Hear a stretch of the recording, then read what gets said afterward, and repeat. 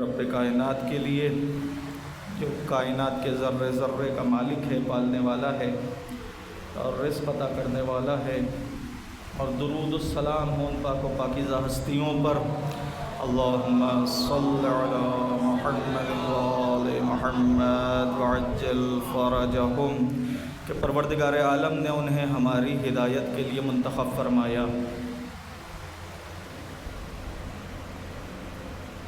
سب سے پہلے میں خود اپنے آپ کو اور پھر دوسرے مرحلے میں آپ سب کو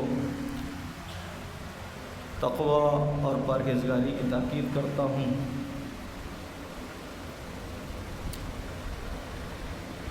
روزمرہ کے امور میں خوف خدا رکھنے کی وصیت کرتا ہوں۔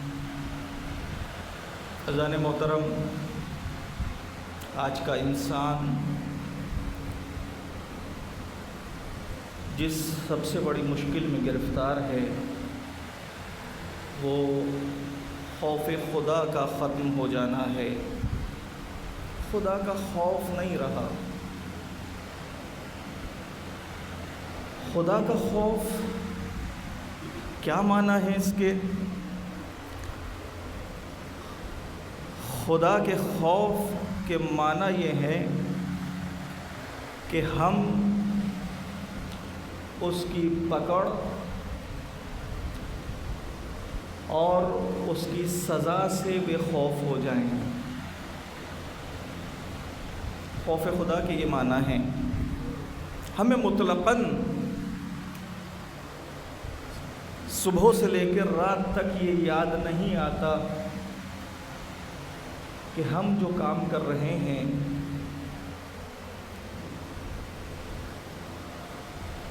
ان کاموں میں سے بعض کام ایسے کرتے ہیں کہ اگر پروردگار عالم پکڑ کرے، اور جن چیزوں کے بارے میں پروردگار عالم نے قرآن مجید جیسی کتاب میں وعید فرمائی ہے، دو چیزیں ہیں، وعدہ اور وعید۔ وعدہ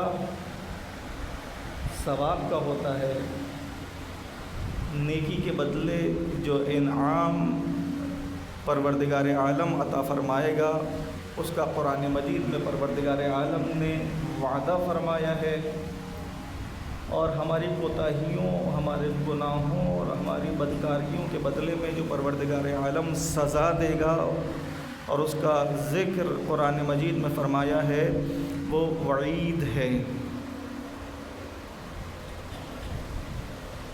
صبح سے لے کر رات تک، چاہے وہ ایک دن کی صبح ہو اور دن گزرنے کے بعد رات ہو، یا زندگی کی صبح ہو اور زندگی کے اختتام کو رات شمار کیا جائے، ہمیں یاد ہی نہیں آتا کہ ہم جو قدم اٹھا رہے ہیں، ہم جو نگاہیں اٹھا رہے ہیں، ہم جو ہاتھ اٹھا رہے ہیں، ہم جو بول رہے ہیں، ہم جو سن رہے ہیں، ہم جو کھا رہے ہیں، ہم جو سوچ رہے ہیں، کہیں ایسا تو نہیں کہ اس سے ہمارا رب ناراض ہو، ہمارا مالک غضبناک ہو؟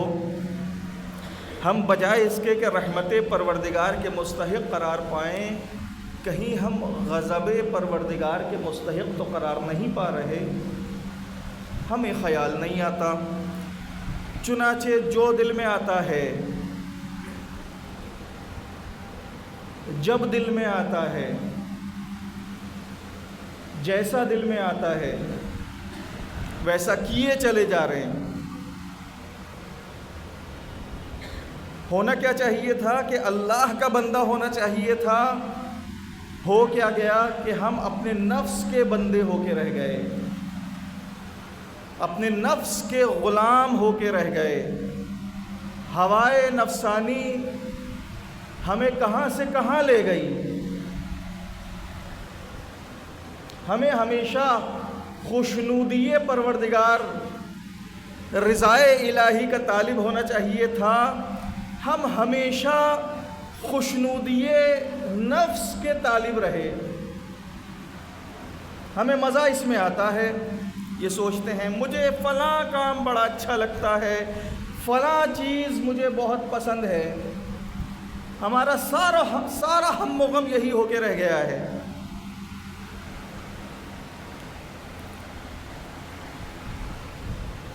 ایک ایک چیز کو دیکھ لیجئے، ہر موقع پہ دیکھ لیجئے. اور یہ جملہ میں کہا کرتا ہوں کہ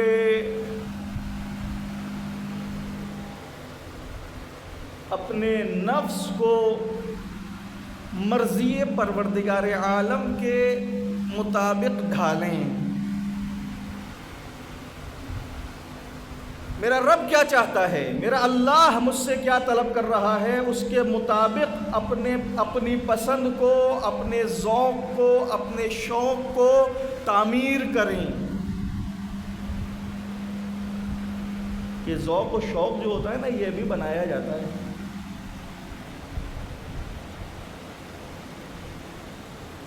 ایسی گیدرنگ میں بیٹھیں، ایسے لوگوں کے درمیان بیٹھیں جو آپ کو دنیاوی لذت کی باتیں کر کر کے دنیاوی لذتوں کی طرف متوجہ کریں، تو آپ کا ذوق و شوق یہی بن جائے گا. میں مثال دے رہا ہوں اور یہ میرا موضوع نہیں ہے. آپ شعراء کے درمیان بیٹھیے، آہستہ آہستہ آپ کا ذوق و شوق یہی بن جائے گا. آپ بھی شعر کہنے لگیں گے، چاہے کیسے بھی ہوں. آپ کسی اور شعبہ زندگی سے تعلق رکھنے والے افراد کے درمیان بیٹھیے، آہستہ آہستہ آپ ڈھل کے ویسے ہی ہو جائیں گے. انسان بہت اثر لیتا ہے اپنے ارد گرد کے ماحول کا. عزیزان محترم، ہمارا ملک پاکستان، جسے ہمارے بزرگوں نے بڑی چاہ سے اور بڑی زحمتوں اور تکلیفوں سے بنایا تھا، اور بڑے ارمان تھے، بڑی آرزوئیں تھیں، اور بڑے اچھے اچھے خواب دیکھے تھے کہ ایک ملک ہوگا جو اسلام کے نام پر معرض وجود میں آیا ہوگا. وہاں مسلمان آزادی کے ساتھ، چین و سکون کے ساتھ، امن و امان کے ساتھ اللہ کی عبادت کریں گے اور ایک دوسرے کے ساتھ بھلائی کریں گے. جہاں نجاست کا، جہاں کفر کا، جہاں شرک کا، جہاں ظلم کا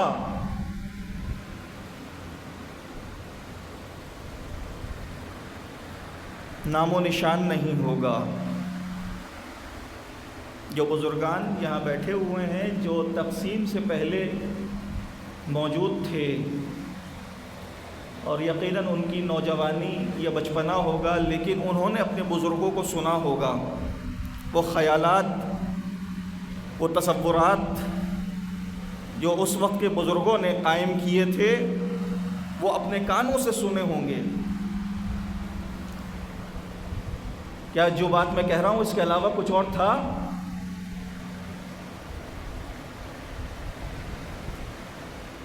ایک اسلامی حکومت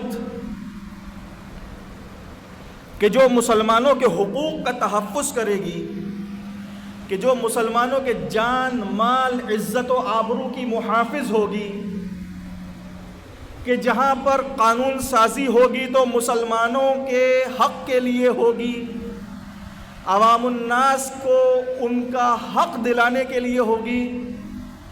یہ خواب تھا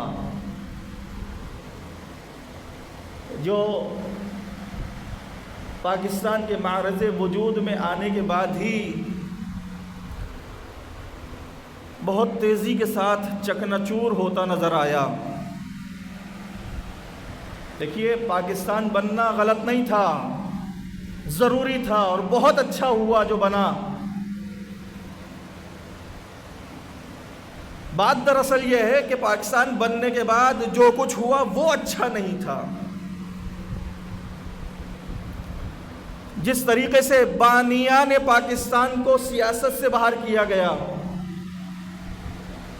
جس طریقے سے وہ انگریز کے غلام جو تقسیم سے پہلے غلامی کیا کرتے تھے انہوں نے ہی پاکستان پر دوبارہ قبضہ کیا. جس طریقے سے ایمانداری کے ساتھ،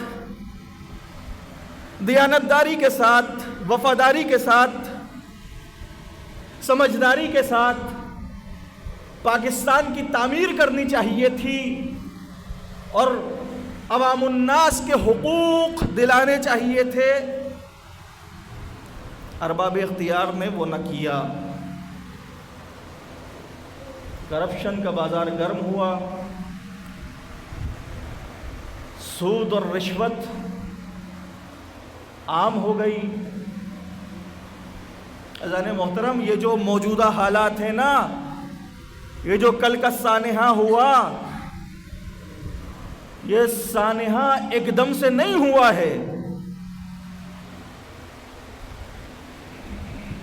یہ حالات بنائے گئے ہیں. یہ دہشت گردوں کو، بلکہ دہشت گردوں سے بھی بڑھ کے جاہلوں کو، وہ جو آلائے کار بنے مذموم مقاصد کے حصول کے لیے، ان کو اسپیس دی گئی، موقع فراہم کیا گیا، ان کی معاونت کی گئی ہے. ریاست ذمہ دار ہے ہر شہری کے جان، مال، عزت و آبرو کے تحفظ کی. اور جب میں ریاست کہہ رہا ہوں تو پورے کا پورا نظام اس میں شامل ہے، کوئی سا بھی ادارہ ہو.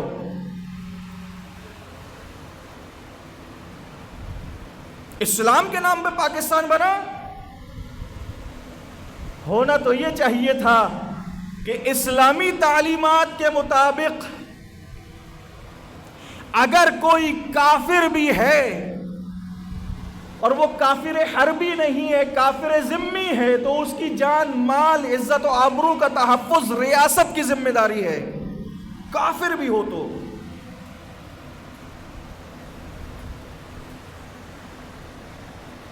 یہاں وہ کلمہ گو مسلمان، پرامن مسلمان، امن پسند مسلمان، جو ہر حالت میں پاکستان کی بقا اور اس کے امن و امان کے لیے قربانیاں دیتے چلے آ رہے ہیں، وہی قربانیاں دے رہے ہیں. اور جو دہشت گرد ہاتھوں میں اسلحہ اٹھا کر بے گناہ شہریوں کو بلا امتیاز کیا، مرد ہوں یا خواتین ہوں یا بچے ہوں، بلا امتیاز قتل کر رہے ہیں. ان کے لیے آزادی، جو دل چاہیں وہ کریں.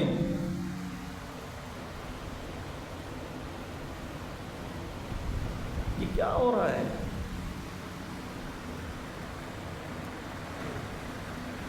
جس دین مبین اسلام کی تعلیمات ایسی ہوں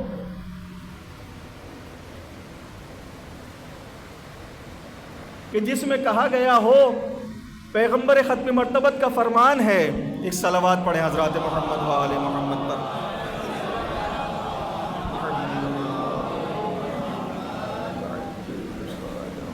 کہ جس مسلمان کے ہاتھ سے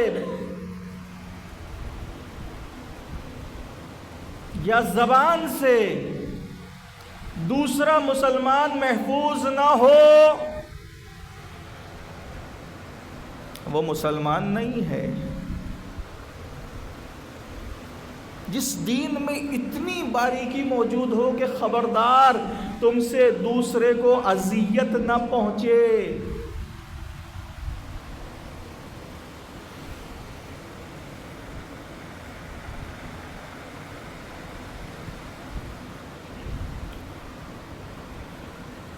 اس دین کے نام پر جو ملک بنا، اس میں اسی دین کا کلمہ پڑھنے والے، اسی دین کے کلمہ پڑھنے والے کو قتل کریں. کیا فجیع واقعہ ہوا ہے. ہاں، صفاقی کی، درندگی کی، حیوانیت کی انتہا ہو گئی. ہاں،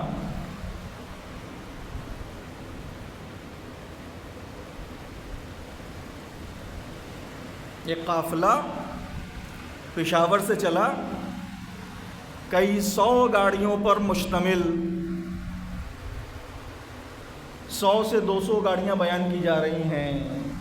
وہ تھوڑی سی خبریں، اب دیکھیے نا کیا عجیب و غریب کیفیت ہے.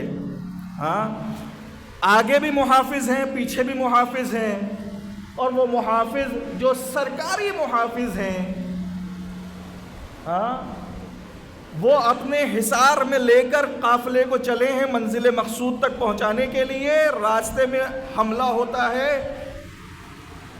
محافظ سب بچ جاتے ہیں، جن کی حفاظت پر وہ مامور تھے وہ قتل ہو جاتے ہیں.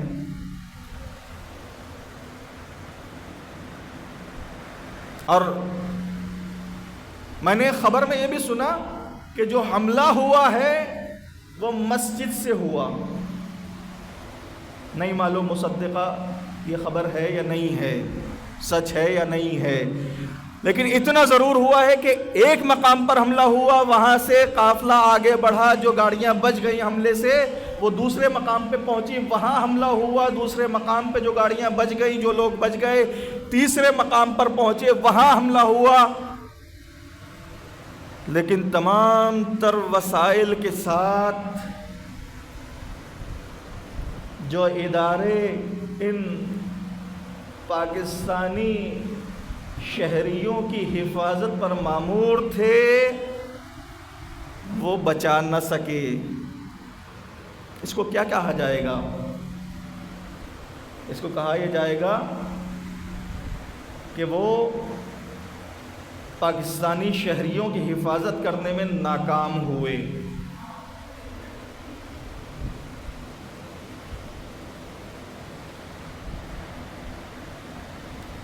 بہت بڑا بجٹ جو پاکستان کے چھوٹے سے بجٹ میں سے مخصوص کیا جاتا ہے،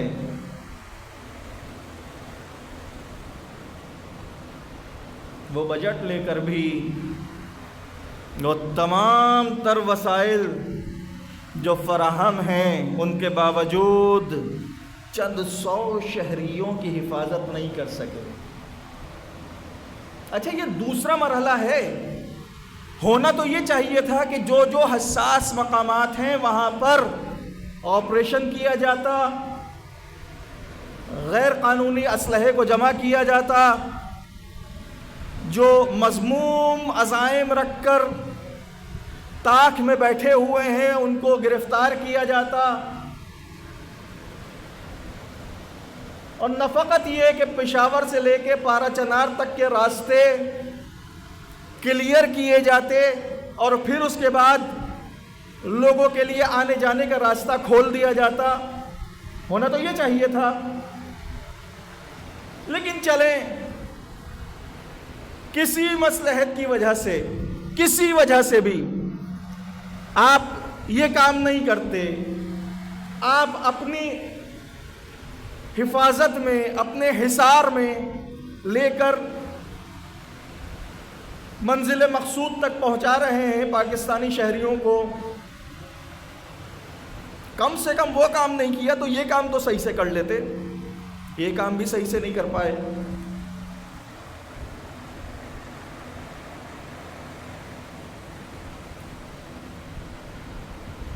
وفاقی گورنمنٹ ہو یا صوبائی گورنمنٹ، کوئی ایجنسی ہو، کوئی ادارہ ہو، جس کی حفاظت کی جس کی ذمہ داری ہے کہ وہ شہریوں کی حفاظت کرے، وہ اپنے کام میں ناکام ہوئے ہیں.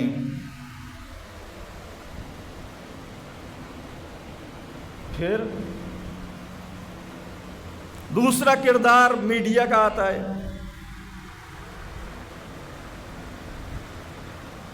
صوبہ سندھ میں ایک اونٹنی کی ٹانگ کاٹ دی جاتی ہے اور 4 5 6 دن تک وہ خبروں میں شہ سرخیوں میں وہ خبر رہتی ہے، یہ بھی ظلم ہے۔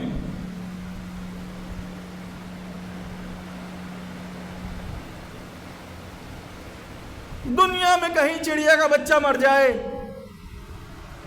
وہ نیوز چینل جن کی تعداد اب سینکڑوں میں ہے، وہ اتنا ریپیٹ کرتے ہیں کہ آپ وہ نیوز چینل لگا کے 5 منٹ میں ہی تھک جاتے ہیں، بار بار ریپیٹ کر رہے ہیں خبروں کو۔ لیکن یہاں 103 سے زیادہ مومنین، جن میں مرد و خواتین اور بچوں میں بھی شیرخوار بچے قتل ہوئے ہیں، کوئی خبر نہیں۔ کیا یہ خاموشی مجرمانہ خاموشی نہیں ہے؟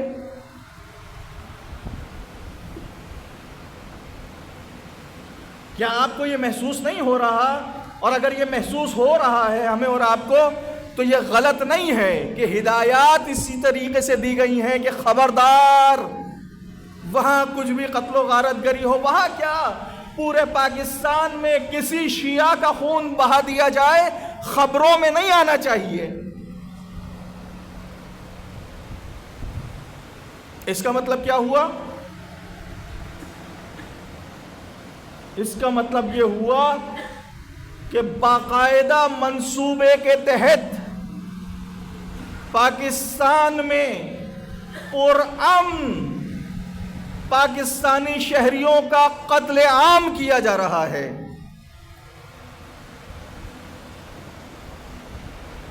مجرمانہ خاموشی،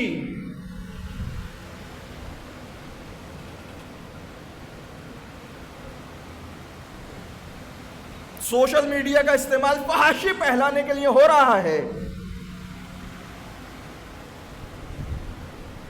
ہر تیسرا چوتھا آدمی کچھ نہ کچھ بیہودہ کلپ ویڈیو اپلوڈ کر رہا ہے سوشل میڈیا کے کسی بھی ایپلیکیشن پر۔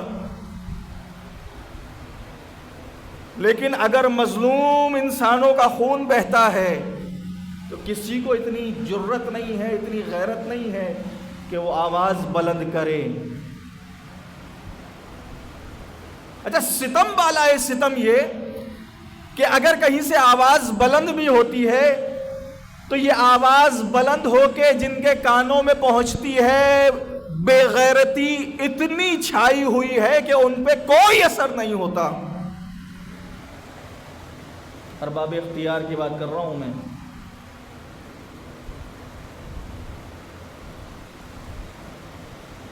ایک صاحب بڑے خوش ہو کر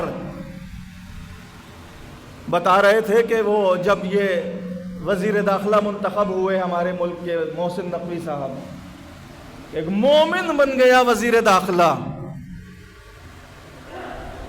ہاں، میں نے کہا مومن بن گیا تو کیا کمال ہو گیا، کیا فائدہ ہو گیا؟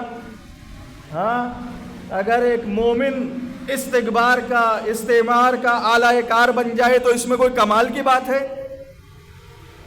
ہاں، کیا کمال کر دیا؟ تو بڑے فخر سے کہنے لگے وہ پی سی بی کے چیئرمین ہو گئے۔ میں نے کہا ایک دوسرے بندے کی روزی کھا لی انہوں نے۔ ہمارا المیہ یہی ہے کہ جس کام کی الف بے نہیں آتی اس کام کے ٹھیکیدار بن جاتے ہیں ہم۔ یہ قومی عادت ہے۔ میں اپنے آپ سے لوں، یہاں سے لے کر جہاں تک بھی تصور کریں، جس کام کی الف بے نہیں آتی اس کام کے ماہر بنتے ہیں۔ کوئی بیمار مل جائے گا، سارے کے سارے اس کو دوائیں بتانے میں لگ جائیں گے۔ پچھلے دنوں میرے گردے میں پتھری ہو گئی تھی، جن صاحب سے ملاقات ہو رہی تھی سلام دعا، وہ ایک نئی دوا بتا رہے تھے، قبلہ یہ استعمال کیجئے دیکھیے پھر۔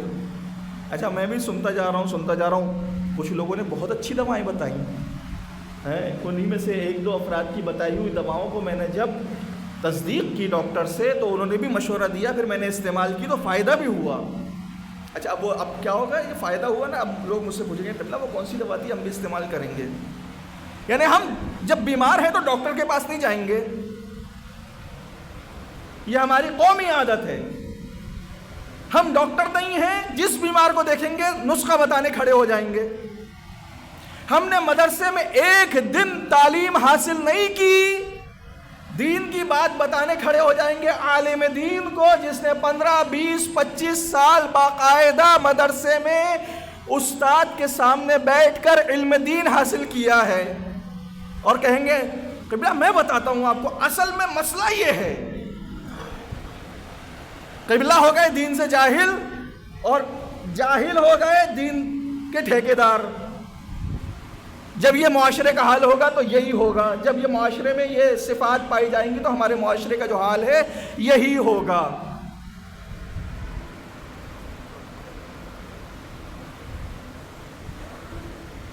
بنیادی طور پر بیٹھ جائیے، نماز نہیں ہوتی ہے خطبے کے دوران، بنیادی طور پر ہم ایک جگاڑو قوم ہیں، جگاڑیں، جگاڑ سمجھتے ہیں نا، تھوڑا سا بازاری سا لفظ ہے، عامیانہ سا لفظ ہے، لیکن ہم کاریگر کی کاریگری سے فرار کر کے جگاڑو کی جگاڑ کی تلاش میں رہتے ہیں۔ کوئی ریسرچ نہیں ہے ہماری، کوئی تحقیق نہیں ہے، کوئی نالج نہیں ہے، کوئی حساب و کتاب نہیں ہے، کچھ بھی نہیں، ہر کام کرنے کھڑے ہو جاتے ہیں۔ مجھے محسوس یہ ہو رہا ہے کہ موجودہ پاکستانی حالات اسی وجہ سے اس نہج پہ پہنچ گئے ہیں۔ کوئی نہیں جی، کچھ نہیں ہوتا جی کہہ کے سب کچھ کرنے کھڑے ہو جاتے ہیں۔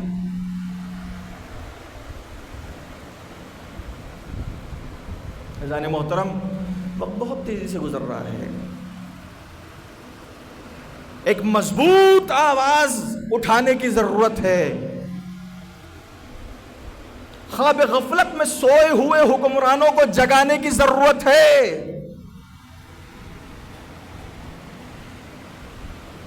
انتخابات گزر گئے، دھاندلی نہیں دھاندلا ہو گیا ہر طرح کے انتخابات میں، ہاں، اور سب کو معلوم ہے کیا ہوا، فارم 45 اور 47 کا سب کو معلوم ہے، لیکن کچھ بھی نہیں کر سکتے، اس لیے کوئی آواز ہی نہیں ہے، اور اٹھائے کوئی آواز، ہاں، جو آواز اٹھانے کے لیے اٹھتا ہے اس کو اٹھا لیا جاتا ہے۔ ہر ایک کو خوف ہے کہ اگر میں احتجاج میں چلا گیا تو میری پکچر آ جائے گی، جب میری پکچر آ جائے گی تو فلاں حساس وقت میں جب ضرورت ہوگی گنتی پوری کرنے کی اس وقت مجھے اٹھا لیا جائے گا، اور جب مجھے اٹھا لیا جائے گا تو پوری کی پوری قوم بڑے اچھے آدمی ہیں یہ کہہ کے اپنے اپنے گھر میں جا کر چین و سکون سے اپنے اپنے تکیے پہ سر رکھ کے سو جائے گی۔ زندہ قومیں ایسی نہیں ہوتی۔ بنگلہ دیش ہم سے الگ ہوا تھا، وجہ کوئی بھی رہی ہو، ان کی حالت آج ہم سے بہتر ہو گئی۔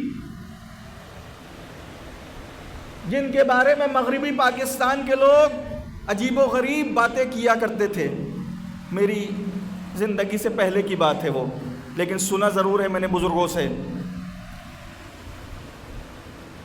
بنگالی 2 ٹکے کے، ہاں، لیکن وہ کہاں نکل گئے؟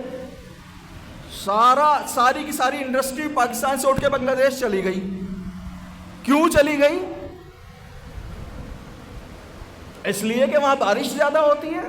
نہیں، اس لیے کہ وہاں کی حکومت نے صنعت کار کو، کاروباری کو بہتر مواقع فراہم کیے۔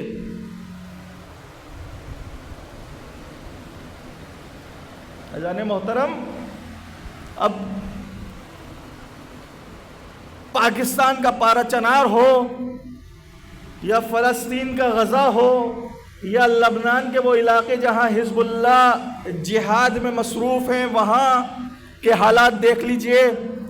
اور عجیب و غریب بات یہ ہے کہ وہ سارے کے سارے جو انسانی حقوق کے علمدار بن کے پوری دنیا میں دندناتے پھرتے ہیں، وہ سب کے سب خاموش ہیں غزہ کے حالات پر، وہاں کے افلاس پر، بھوک و پیاس پر۔ کھانے پینے کو وہاں کچھ نہیں ہے.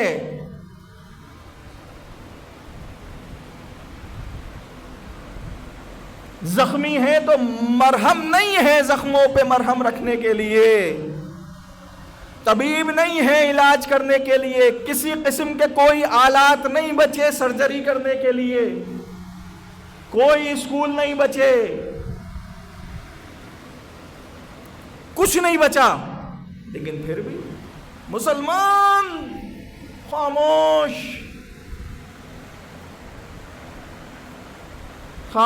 تماشائی، بلکہ تماشائی بھی نہ کہوں، تماشائی بھی دیکھتا ہے تماشا. مسلمانوں کو تو سروکار ہی نہیں ہے، جو کچھ بھی ہو رہا ہو فلسطین میں ہمیں کیا.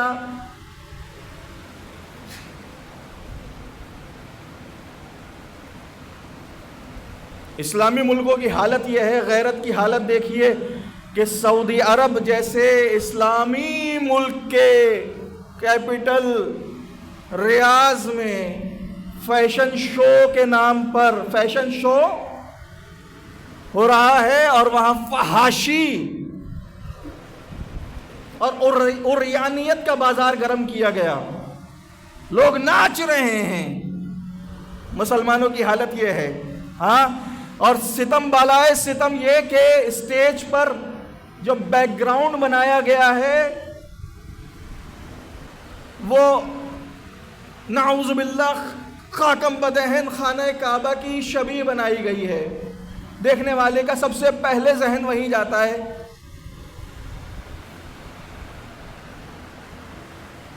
مسلمانوں کی غیرت کا یہ عالم ہو تو پھر مسلمانوں کا پٹنا، مار کھانا، قتل ہونا، ظلم سہنا بنتا ہے.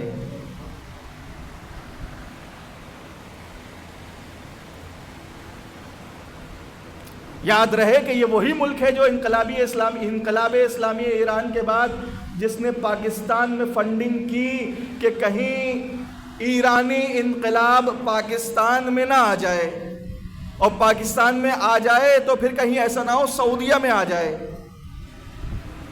پاکستان میں ہی روک دو. بے تحاشا پیسہ خرچ کیا گیا، دہشت گردوں کی پوری نرسریاں قائم کی گئیں. یہ ناسور کہاں سے پیدا ہوا؟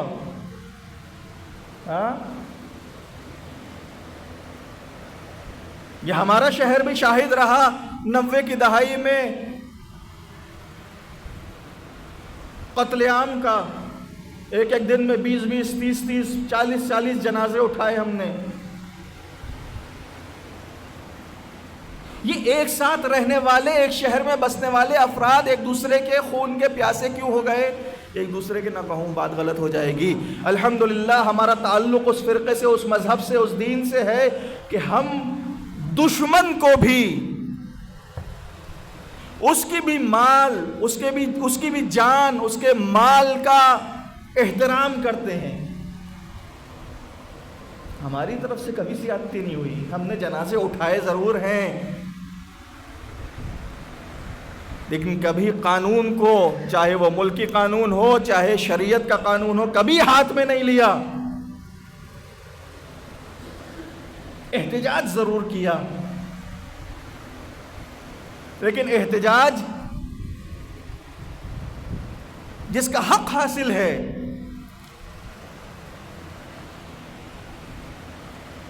سردست موجودہ حالات میں یہ وہ واحد راستہ ہے جس کے ذریعے سے ہم ارباب اختیار سے مطالبہ کر سکتے ہیں، ان سے یہ بات منوا سکتے ہیں کہ وہ پاکستان میں بسنے والے ہر انسان کی جان، مال، عزت و آبرو کا تحفظ کرے.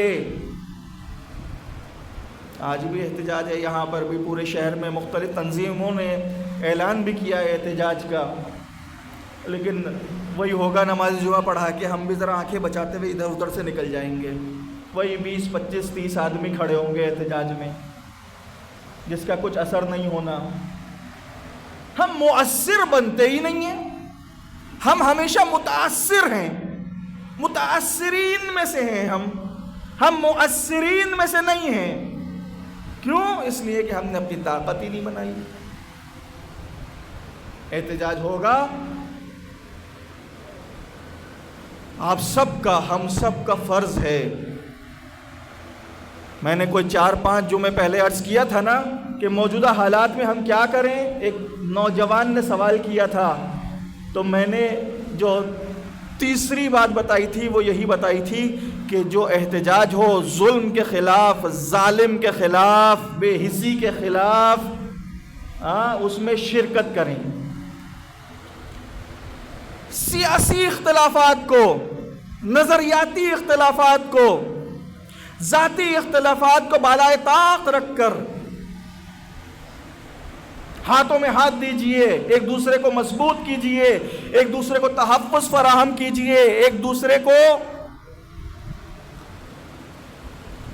طاقت فراہم کیجئے، پوری ملت کا تحفظ کیجئے۔ وقت ہو گیا بہت۔ ثانی محترم، سفاکیت، درندگی، حیوانیت، دہشت گردی حد سے بڑھ چکی ہے۔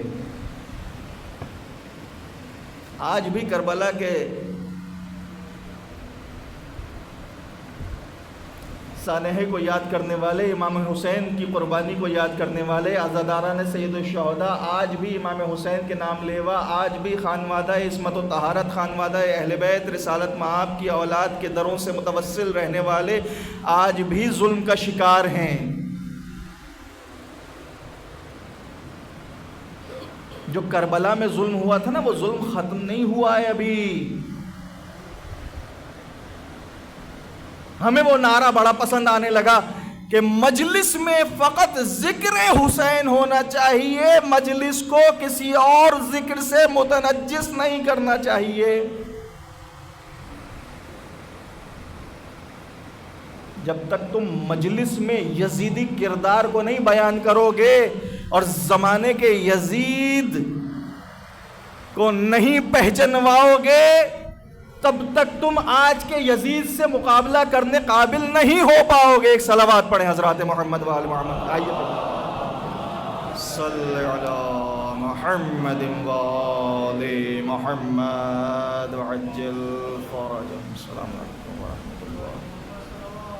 اللہم صلی علی محمد و آل محمد وعجل فرجهم۔ میری آپ سب سے التجا ہے، درخواست ہے، البتہ یہاں التجا و درخواست نہیں ہونی چاہیے، یہ آپ کا حق ہے کہ آپ احتجاج کریں، لیکن میری التجا ہے، درخواست ہے، استدعا ہے کہ آج جو احتجاج ہوگا سب کے سب، الف سے لے کے یہ تک، اگلی صف سے لے کے پچھلی صف تک، سب کے سب لوگ اس احتجاج میں شرکت کریں، اپنا احتجاج ریکارڈ کرائیں۔ کم سے کم ارباب اختیار کو یہ احساس تو ہو کہ ملت تشیع بیدار ہے، سوئی ہوئی نہیں ہے۔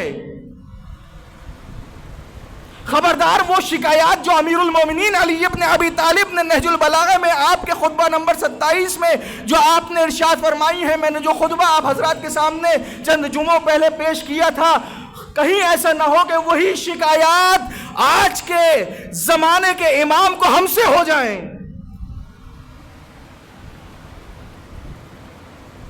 بس وقت ختم ہو گیا ہے، یہ بیداری کا وقت ہے، جاگ جانے کا وقت ہے، خواب غفلت سے بیدار ہو جائیے اور بارگاہ پروردگار عالم میں دست دعا کو بلند کیجئے، التجا کیجئے، پروردگار تجھے واسطہ حضرات محمد و آل محمد کا، شیعان حیدر کرار، محبان اہل بیت، عزاداران سید الشہداء دنیا کے جس کونے میں آباد ہیں، بالخصوص پاکستان کے شیعوں کی جان، مال، عزت و آبرو کی حفاظت فرما۔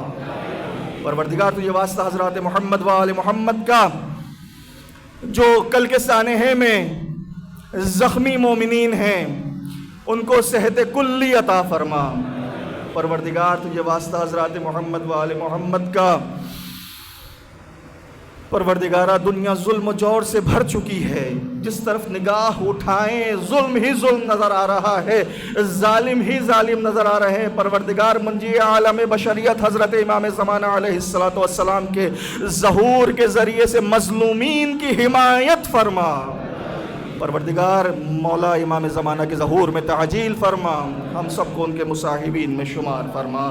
اور ربنا تقبل منا انک انت السمیع العلیم برحمتک یا ارحم الراحمین۔ اللہم فصل علی محمد وآلہ اکثر ما صلیت علی احد من خلقک وعزہ ان افضل واکرم ما جزیت احدا من انبیائک نعمتہ انک انت العزیز الحکیم۔